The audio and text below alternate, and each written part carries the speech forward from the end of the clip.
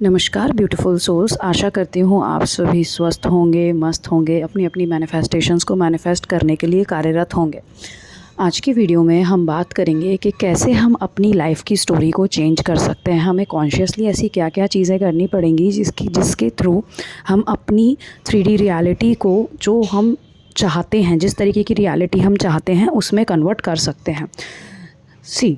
अभी तक की वीडियोस में मैंने आपको बताया है कि clarity is very much required, है ना। आपको कोई भी चीज़ चाहिए, है ना, चाहे वो एक टॉय क्यों ना हो, उस टॉय में भी आपको क्लैरिटी होनी चाहिए कि आपको कौन सा वाला टॉय चाहिए। जब तक आपको क्लैरिटी नहीं आएगी, यूनिवर्स आपकी लाइफ में वो चीज़ डिलीवर नहीं कर पाएगा और आपको लगेगा कि हो ही नहीं पा रहा है।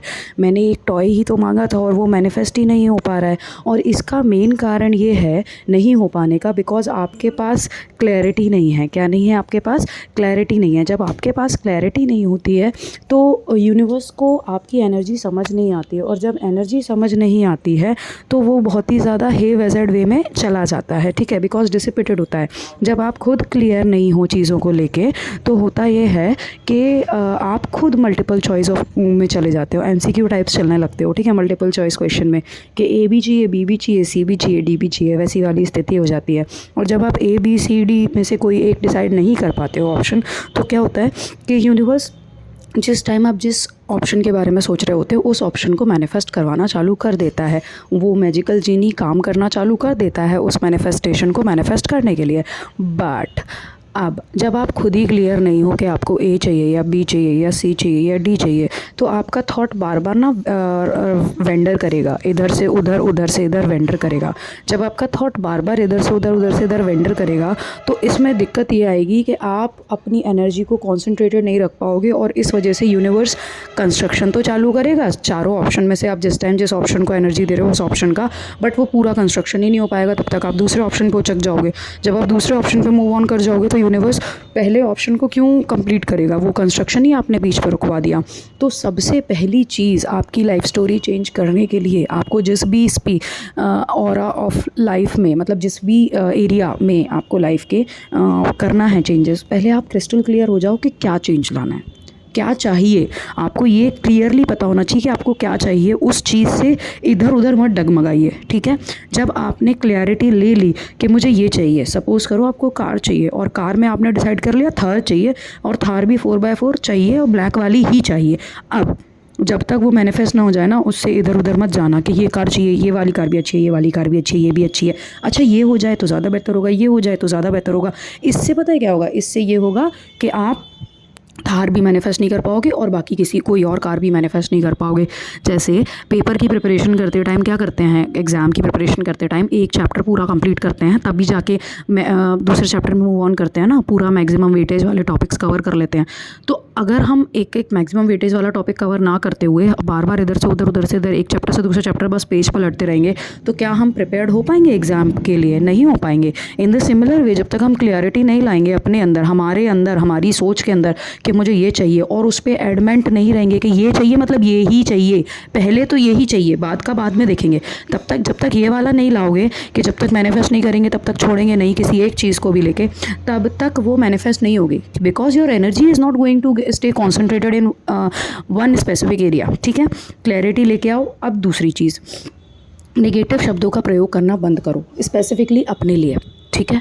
आपने देखा होगा, आप नोटिस करना चालू करो कि आपका खुद को लेके सेल्फ मोनोलॉग क्या है। सेल्फ मोनोलॉग इज़ आपके ब्रेन में आपके बारे में क्या सोच चल रही है। आप देखना उसमें कभी कभी लाइक नेगेटिव वर्ड्स भी आ रहे होंगे। मैक्सिमम अगर आप लाइक 70,000 थॉट्स या 60,000 थॉट्स आते हैं हमारे दिमाग में, तो पहले देखो कि कितने ज़्यादा नेगेटिव में चल रहे हो, नेगेटिव थॉट्स में चल रहे हो, ठीक है। अब उस नेगेटिव मोनोलॉग को चेंज करो भाई, क्योंकि जब तक आप स्वयं अपने लिए नेगेटिव मोनोलॉग लिखते रहोगे, बोलते रहोगे, रिपीट करते रहोगे, आपकी लाइफ नेगेटिव ही बनी रहेगी, आपकी लाइफ स्टोरी चेंज नहीं होने वाली। इसको इस तरीके से समझना, एक मूवी बनती है तो एक जो राइटर होता है वो उसकी स्क्रिप्ट बनाता है, उस स्क्रिप्ट में फिर डायरेक्टर और जो प्रोड्यूसर्स होते हैं वो अपना पॉइंट ऑफ व्यू लेके आते हैं। डायरेक्टर को अगर कुछ चेंज कराना होता है तो वो चेंज कराता है।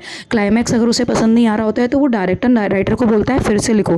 तो सी, यू आर द राइटर, ठीक है, आप राइटर हो, आप ही डायरेक्टर हो और आप ही प्रोड्यूसर हो, आपके पास यहाँ पे कोई थर्ड पार्टी नहीं आएगी। आपकी रियलिटी, आपकी जो कॉन्शियस रियलिटी है या सबकॉन्शियस क्रिएशन है, उसमें किसी थर्ड पर्सन का कोई रोल नहीं है, ना कोई सेकंड पर्सन है, आप ही हो जो हो। और आपका डायरेक्ट कनेक्शन है यूनिवर्स के साथ।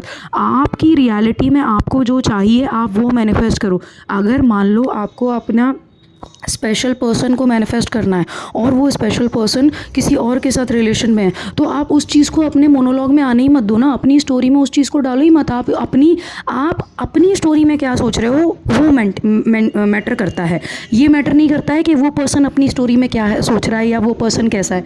आप अपनी स्टोरी में उस पर्सन को कैसा बिहेव कराना चाह रहे हो वो बहुत ज़्यादा मैटर करता है, बिकॉज योर एनर्जी मैटर्स। आप ही तो राइटर हो, आप ही डायरेक्टर हो और आप ही प्रोड्यूसर हो। आप अपनी लाइफ के मेन हीरो हो और हीरोइन हो या एक्टर एक्ट्रेस हो, जो आप समझना चाहो, ठीक है। अगर आप किंग या क्वीन हो तो आप ही तो पूरी सत्ता चला रहे हो अपनी। जब आप अपनी पूरी सत्ता चला रहे हो तो सामने वाला तो विवश हो जाएगा ना। वो विवश जब होगा जब आपका खुद के ऊपर पूर्ण विश्वास हो, और पूर्ण विश्वास के लिए आपका थॉट अनवेवरिंग होना चाहिए। आपने एक बार डिसाइड कर लिया कि ये चाहिए, मतलब चाहे हुक हो या क्रुक हो, मेरे को ये ही चाहिए, मैं चेंज नहीं करूँगा। जब तक मैं ये मैनिफेस्ट नहीं कर लूँगा तब तक मैं पीछे नहीं हटूँगा। ये चीज़ डालो अपने कॉन्शियसनेस में और सबकॉन्शियस प्रोग्रामिंग में। अब पहला चीज़ ये आपको अपना क्लैरिटी लानी है। दूसरी चीज़ अपना मोनोलॉग चेक करो, आप खुद के बारे में कितना निगेटिव सोच रहे हो। तीसरी चीज़, दूसरे के बारे में सोचना छोड़ दो, चाहे वो कोई भी हो, ठीक है। आप जब दूसरे के बारे में ज़्यादा एनर्जी वेस्ट करते हो ना, ज़्यादा एनर्जी लगाते हो, तो आपको आपकी लाइफ में उस तरीके की चीज़ें ही मैनिफेस्ट करोगे। आप खुद को इंपॉर्टेंस नहीं देके दूसरे को ज़्यादा इंपॉर्टेंस दे रहे हो। इसका मतलब ये हो जाएगा कि आप अपनी ही मूवी के साइड हीरो बन जाओगे, जो नहीं चाहिए भाई। अपनी मूवी के तो मेन कैरेक्टर बनो, ठीक है। अपनी मूवी का मेन कैरेक्टर बनो। दूसरे की मूवी का बनना है नहीं बनना है छोड़ दो, अपनी मूवी का मेन कैरेक्टर बनो। अपनी मूवी में आप खुद को कैसे साइड कैरेक्टर पे रख सकते हो या साइड हीरो पे रख सकते हो, दैट इज़ वेरी बैड, ठीक है। तो सबसे पहले तो अपनी मूवी का मेन कैरेक्टर बनो, ठीक। अब उस मेन कैरेक्टर को बनने के लिए आपको कुछ भी क्या करना है वो डिसाइड करना पड़ेगा। तो आपकी रियलिटी, आप जो रियलिटी सोच रहे हो ना, उसमें आप जिस पर्सन को जैसे बिहेव कराना चाहते हो आप वो सोचो। आप ये 3D रियलिटी को अफेक्ट मत करने दो खुद को। आप जितना ज़्यादा 3D रियलिटी को खुद को अफेक्ट करने दोगे, आप जो इमेजिनेटिव रियलिटी बना रहे हो, आप जो पैरेलल यूनिवर्स वाली रियलिटी को इस 3D वर्ल्ड में लाने की कोशिश कर रहे हो, वो मैनिफेस्ट नहीं हो पाएगी, बिकॉज आप रियलिटी से बहुत ज़्यादा अफेक्ट हो जाओगे। अपने इमेजिनेटिव वर्ल्ड में जीना चालू करो। और इमेजिनेटिव वर्ल्ड में जीना चालू करने का मतलब ये नहीं है किसी का बुरा करना, नहीं। सिर्फ अपने पे ध्यान दो, अपना पॉजिटिव सोचो, अपने लिए जो अच्छा सोच सकते हो वो करो।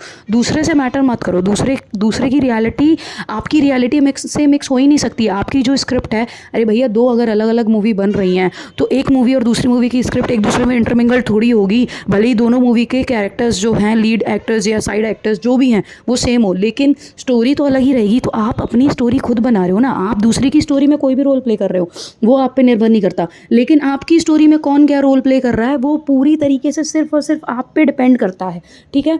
तो क्लैरिटी लाओ, मोनोलॉग चेक करो, खुद के बारे में निगेटिव बोलना बंद करो, दूसरे के बारे में सोचना बंद करो। बिल्कुल जहाँ पे आपको लगे ना कि मैं यहाँ पे नेगेटिव सोच रहा हूँ, या मैं क्रिबिंग कर रहा हूँ, या मैं किसी को लेके बुरा चीज़ बोल रहा हूँ, वो मत करो। क्योंकि जब आप किसी और को नेगेटिव बोल रहे हो ना, तो आपको नहीं पता यूनिवर्स वो आपकी लाइफ में वापस लेके आएगा और आपको बहुत गलत जगह पे नेगेटिव रिप्रेजेंटेशन मिलेगा, जहाँ पे आपको नेगेटिव रिप्रेजेंटेशन नहीं मिलना चाहिए।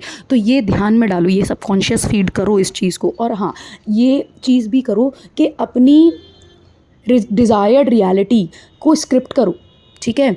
देखो, स्क्रिप्ट कभी भी पास्ट टेंस में मत करो, ठीक है। फ्यूचर में भी मत करो, प्रेजेंट टेंस में करो। स्क्रिप्टिंग प्रेजेंट टेंस में करने का मतलब ये होता है कि आप अभी उसको मैनिफेस्ट कर रहे हो, आप अभी मान रहे हो कि ये मेरी करंट रियलिटी है, ठीक है। आई डिक्लेयर करके कर सकते हो, आई एम एक्सट्रीमली हैप्पी करके कर सकते हो, आई रिमेंबर करके कर सकते हो, ठीक है। I remember when I scored इतना परसेंटेज, मेरे को कैसा कैसा फील हो रहा था। या I declare that I am going to achieve, I have achieved this, going नहीं आएगा, आई हैव अचीव्ड दिस। जब आप इस तरीके की चीज़ें स्क्रिप्ट करोगे ना, स्क्रिप्टिंग को, लिखने को अपनी एक आदत बनाओ। अपनी डेस्टिनी, अपनी स्टोरी, अपनी रियलिटी लिखना चालू करो। I can't emphasis more on this, because लिखना आपकी एनर्जी को बहुत ज़्यादा चैनलाइज करता है, और आप चैनलाइज वे में लिखते हो। और आपने मतलब आप देखोगे ये चीज़, that this happens personally with me, कि एक बार मैं अगर कुछ बोल देती हूँ या कुछ लिख लेती हूँ या कुछ सोच लेती हूँ, I have so much power in my thought process. मेरी एनर्जी इतनी ज़्यादा कॉन्सेंट्रेटेड होती है, इतनी ज़्यादा अलाइंड होती है कि वो मैनिफेस्ट तुरंत हो जाता है।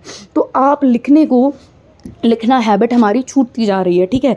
हम डायरी एंट्रीज़ करते हैं, डायरी एंट्रीज़ हम क्या करते हैं, दिन भर में जो हमारे साथ गलत हुआ है वो लिखते हैं। नहीं, आप दिन भर में आपके साथ जो अच्छा हुआ है वो लिखो, आप जो मैनिफेस्ट करना चाह रहे हो उसकी रियलिटी लिखो। Scripting is the best way to create and to enter into your imaginative world. अपनी रियलिटी में एंटर करने का सबसे easiest and most authentic way is scripting, ठीक है।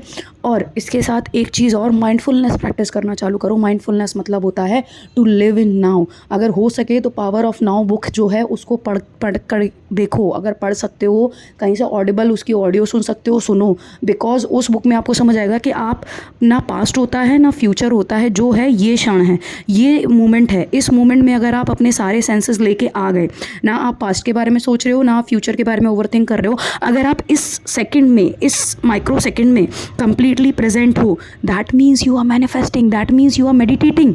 आप अपने आप मेडिटेटिव स्टेट में चले जाओगे। अगर आप नाव में हो, अभी इस क्षण में हो, that means you are already into a meditative state, ठीक है। विजुअलाइज करो, I can't emphasize more on it. Visualization work करता है। मेरी बहुत सारी मैनिफेस्टेशंस को मैंने मैनिफेस्ट किया है सिर्फ उनकी पिक्चर लगा देने से, ठीक है। मैंने सिर्फ और सिर्फ पिक्चर लगा देने से मैनिफेस्टेशंस को अपने मैनिफेस्ट किया है। मैंने जो स्कूटी मैनिफेस्ट की, मैंने उसके लिए कोई कॉन्शियस एफर्ट नहीं लिए। मैंने बस अपने विजुअलाइजेशन बोर्ड पे वो स्कूटी का फ़ोटो लगा दिया था एक, एंड दैट गॉट मैनिफेस्टेड। मैंने डायमंड रिंग भी इसी तरीके से मैनिफेस्ट की है। मैंने अपने रिलेशंस भी इसी तरीके से और अच्छे किए हैं। लाइक आप अपने सेंसेस को यूटिलाइज़ करो और प्लीज़ बिकम सेल्फिश। सेल्फिश होना is the bestest thing is in this world. क्योंकि जब आप सेल्फिश होते हो ना, तो सिर्फ आप अपने आप को प्रायोरिटी पे रखते हो। आपकी प्रायोरिटी लिस्ट पे आप नंबर 1 पे होना चाहिए। आपकी खुशी आपके लिए टॉप मोस्ट प्रायोरिटी जिस दिन बन जाएगी, आपके लिए अपना प्रेम, आप सेल्फ लव को अपने आप के लिए जब जिस दिन अटमोस्ट प्रायोरिटी पे ले आओगे, अपनी खुशी को अटमोस्ट प्रायोरिटी पे ले आओगे, आपकी लाइफ चेंज होना चालू हो जाएगी। You are the creator of your destiny, you are the writer of your story, you are the main actor of your story, you are the director, you are the producer, you are every character of your own story. आपके ऊपर निर्भर करता है कि आप किसको कितना पार दे रहे हो अपनी लाइफ में, और आप कैसे चाहते हो लोगों को आपकी लाइफ में वो किस तरीके से हो।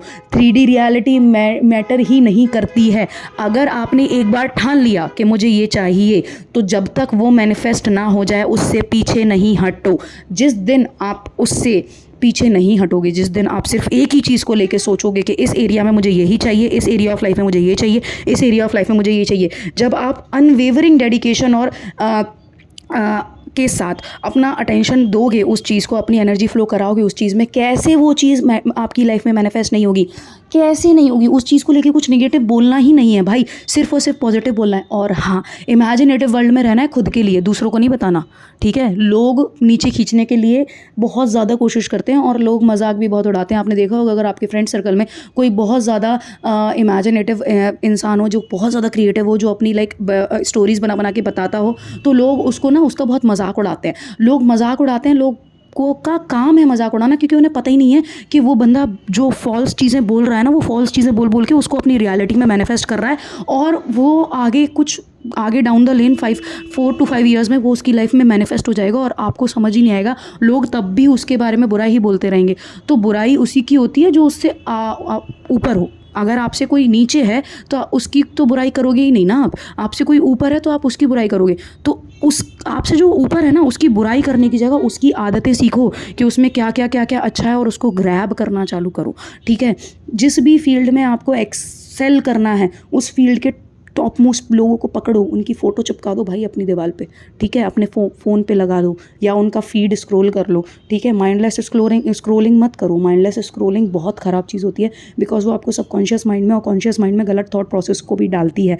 तो please become the writer of your story.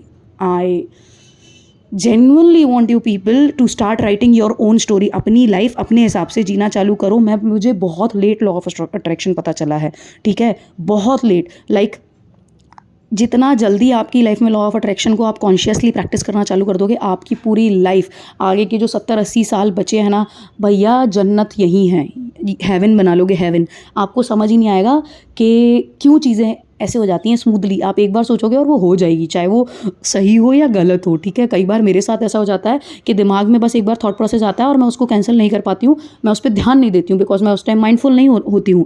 तो वो चीज़ कुछ ही सेकंड बाद मैनिफेस्ट हो जाती है, फिर मुझे लगता है मैंने ये सोचा था, ठीक है। मैंने आपको जेन्युइनली बोल रही हूँ, ये चीज़ आपसे ज़्यादा इम्पॉर्टेंट आपकी लाइफ में और कोई नहीं है, ना कोई हो सकता है।